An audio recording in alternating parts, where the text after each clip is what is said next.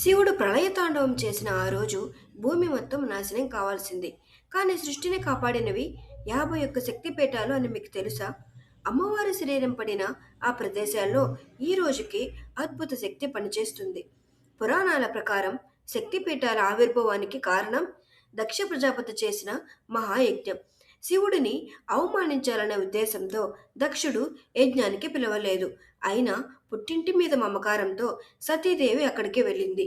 అందరి ముందు శివుడిని ఘోరంగా అనుమానించాడు దక్షుడు.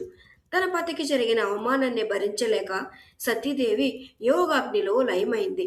ఈ వార్త విన్న శివుడు కోపంతో కంపించిపోయాడు. ధన జట నుంచి వీరభద్రుడిని సృష్టించి యజ్ఞాన్ని ధ్వంసం చేశాడు. సతీదేవి విగత జీవిని చూసి ఆమె దేహాన్ని భుజాన వేసుకుని శివుడు ఉన్మాదిలా ప్రళయ తాండవం చేశాడు. ఆయన కోపంతో సృష్టి అంతమయ్యే పరిస్థితి వచ్చింది. శివుడిని ఆ ఉన్మాదం నుంచి బయటపడేయడానికి మహావిష్ణువు సుదర్శన చక్రాన్ని ప్రయోగించాడు. ఆ చక్రంతో సతీదేవి శరీరం 51 భాగాలుగా విడిపోయింది. ఆ భాగాలు భూమిపై పడ్డ ప్రతి చోట అమ్మ ఒక మహాశక్తిగా వెలిసింది.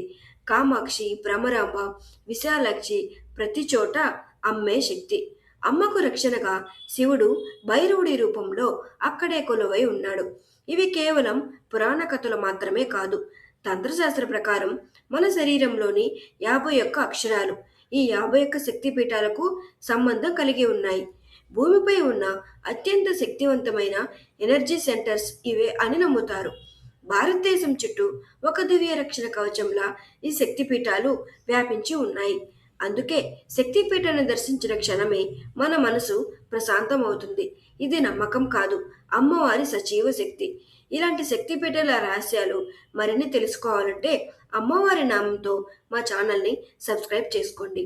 ఈ వీడియో మీకు నచ్చినట్లయితే వెంటనే లైక్ చేయండి. మీ మిత్రులతో తప్పకుండా షేర్ చేయండి. మర్చిపోకుండా కామెంట్ సెక్షన్లో ఓం మాతాజీ అని టైప్ చేయండి.